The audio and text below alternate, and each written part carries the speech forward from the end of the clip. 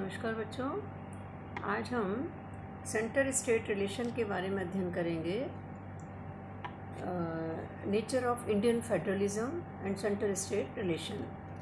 देखिए, केंद्र एवं राज्यों की सरकारों के बीच सामंजस्यपूर्ण संबंधों की स्थापना करने वाली संघ प्रणाली को सहकारी संघवाद कहा जाता है।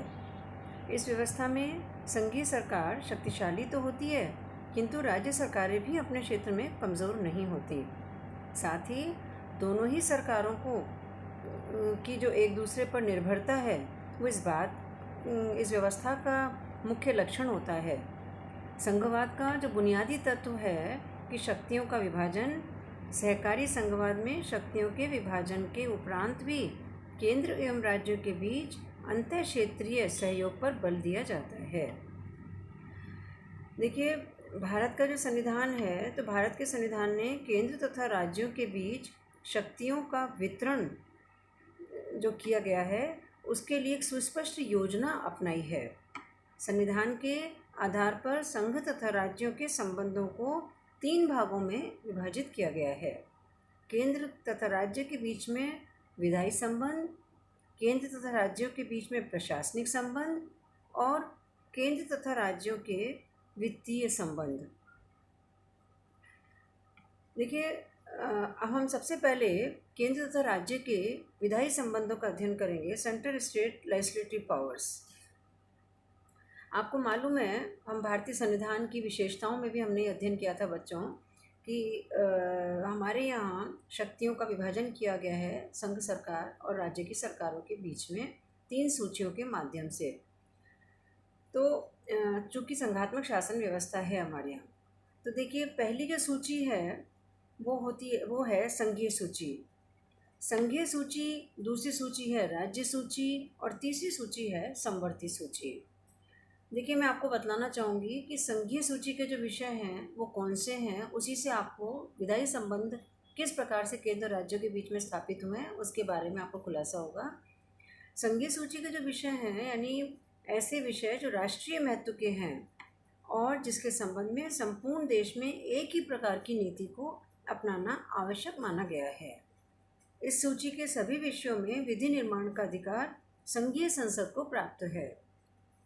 इस सूची के जो कुल विषय हैं वो 97 हैं और जैसे प्रमुख रूप से जिसमें हम कह सकते हैं, जैसे रक्षा है, वैदेशिक मामले हैं, युद्ध है, संधि है, विदेशीकरण है, नागरिकता, विदेशियों का आना जाना, बंदरगाह, रेलें, हवाई मार्ग, डाक तार, टेलीफोन, मुद्रा निर्माण, ये जो बहुत सारे जो महत्वपूर्ण जो विषय हैं वो इसमें रखे गए हैं। इसी तरह से दूसरी जो लिस्ट है वो है स्टेट लिस्ट यानी राज्य सूची। राज्य सूची में साधारणतः वे विषय रखे गए हैं जो क्षेत्रीय महत्व के हैं। इस सूची के जो विषय हैं उन पर विधि निर्माण का अधिकार सामान्यतः राज्यों की जो व्यवस्थापिकाएँ हैं, विधानमंडल है, उनको प्रदान किया गया है। देखिए, 101वां जो संवैधानिक संशोधन हुआ उसके अंतर्गत 59 इसके जो सदस्य के जो विषय हैं उनको किया गया है। मूल रूप से हमारे यहाँ शुरू में 66 विषय इसमें रखे गए थे। जो स्थानीय महत्व के विषय हैं उसको स्थानीय स्तर की सरकारों को दे दिया गया है। पुलिस, न्याय, जेल, स्थानीय स्वशासन, सार्वजनिक स्वास्थ्य, कृषि, सिंचाई, सड़कें, बहुत सारे इस तरह के विषय। अब नेक्स्ट है समवर्ती सूची, यानी इस सूची में साधारणतः वे विषय रखे गए हैं जिनका महत्व संघीय और क्षेत्रीय दोनों ही दृष्टियों से है। इस सूची के विषयों पर संघ तथा राज्य दोनों को ही कानून निर्माण का अधिकार प्राप्त है। यदि इस सूची के किसी विषय पर संघ तथा राज्य की सरकारों द्वारा निर्मित कानून आपस में विरोधी होते हैं तो फिर सामान्यतः संघ के द्वारा बनाया गया कानून ही मान्य होगा। इस सूची के जो विषय हैं वो 52 विषय हैं इस समय, जिनमें से कुछ प्रमुख जो विषय जैसे फौजदारी विधि तथा प्रक्रिया, निवारक निरोध, विवाह, विधवा विच्छेद, दत्तक और उत्तराधिकार, कारखाने, श्रमिक संघ, औद्योगिक विवाद, सामाजिक सुरक्षा, बीमा, पुनर्वास, पुरातत्व, शिक्षा, वन आदि। 42वां जो संवैधानिक संशोधन हुआ था उसके अंतर्गत शिक्षा, वन, वन्य जीव जंतुओं, पक्षियों का रक्षण, नापतोल, जनसंख्या नियंत्रण, परिवार नियोजन, इसको भी समवर्ती सूची में जोड़ा गया है। कुछ अवशेष शक्तियाँ होती हैं उन भारतीय संघ में कनाडा के संघ की तरह अवशेष जो विषय हैं उसके संबंध में कानून निर्माण की शक्ति केंद्रीय व्यवस्थापिका को प्रदान की गई है।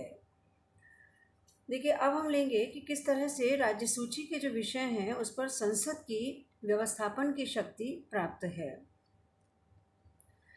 सामान्यतः संविधान द्वारा दिए गए शक्ति विभाजन का उल्लंघन किसी भी सत्ता के द्वारा नहीं किया जा सकता, ये हमें मालूम है।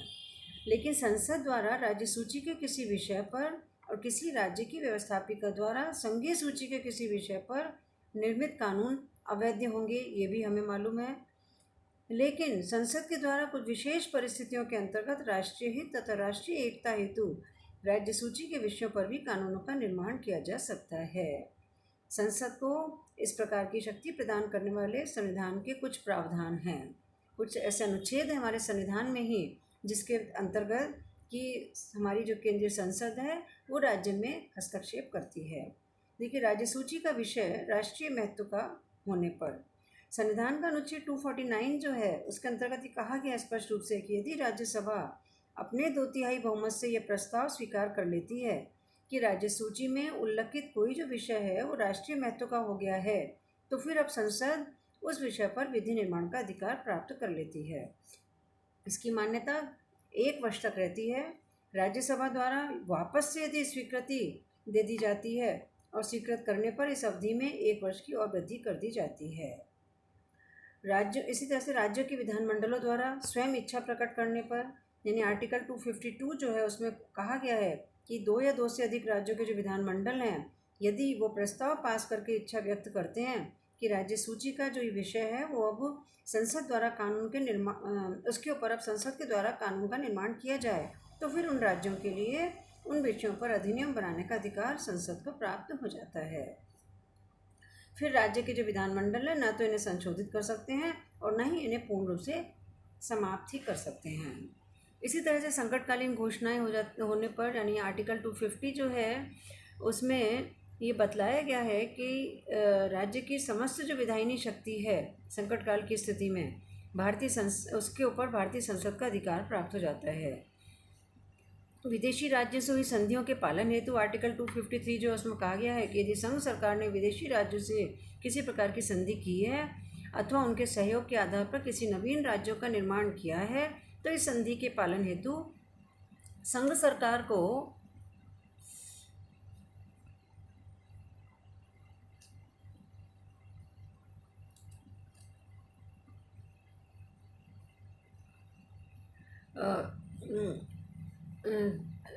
इस संधि के पालन हेतु संघ सरकार को संपूर्ण भारत की सीमा क्षेत्र के अंतर्गत पूर्णतः हस्तक्षेप और व्यवस्था करने का अधिकार होगा।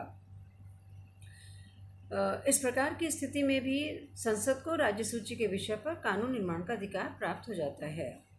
राज्य में संवैधानिक व्यवस्था के भंग हो जाने पर आर्टिकल 356 जो है उसमें बतलाया गया कि यदि किसी राज्य में संवैधानिक संकट उत्पन्न हो जाए या संवैधानिक यंत्र विफल हो जाए तो राष्ट्रपति राज्य विधानमंडल के समस्त अधिकार भारतीय संसद को प्रदान करता है। इसी तरह से कुछ विधेयकों को प्रस्तावित और कुछ की अंतिम स्वीकृति के लिए केंद्र का अनुमोदन आवश्यक है।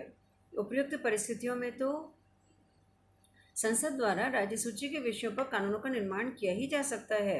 इसके अतिरिक्त भी राज्य व्यवस्थापिका की राज्य सूची के विषय पर कानून निर्माण की शक्ति सीमित है। जैसे आर्टिकल 304 ख जो है उसके अनुसार कुछ विधेयक ऐसे होते हैं जिनके राज्य विधानमंडल में प्रस्तावित किए जाने से पूर्व राष्ट्रपति की पूर्व स्वीकृति की आवश्यकता होती है।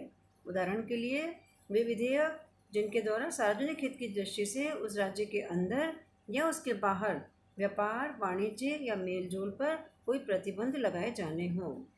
इसी तरह से आर्टिकल 31 ग उसमें भी कहा गया है कि राज्य सूची के ही कुछ विषयों पर राज्यों की व्यवस्थापिकाओं द्वारा पारित विधेयक उस दशा में अमान्य होंगे यदि उन्हें राष्ट्रपति के विचारार्थ न रोके रखा हो और उन पर राष्ट्रपति की स्वीकृति न प्राप्त कर ली गई हो।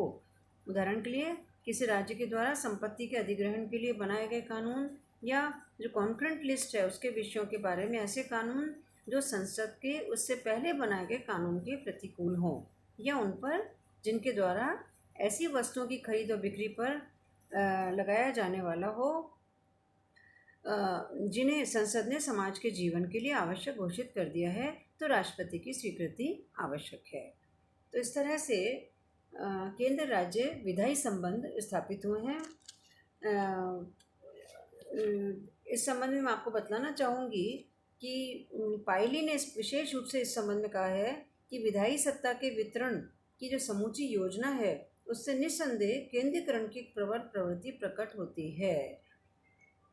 अमर नंदी जो है उन्होंने भी लिखा है कि विशाल मूर्ति की भांति केंद्र ही सारे रंगमंच पर छाया रहता है, यानी बहुत सारे संविधान में ही इस प्रकार के आर्टिकल्स रखे गए हैं, उपबंध हैं, जिसके आधार पर हमें ऐसा प्रतीत होता है कि केंद्र जो राज्यों के जो संबंध हैं, विधायी संबंध, उसमें केंद्र जो है वो उसकी भूमिका महत्वपूर्ण है, या केंद्रीकरण की जो प्रवृत्ति है वो दिखाई देती है।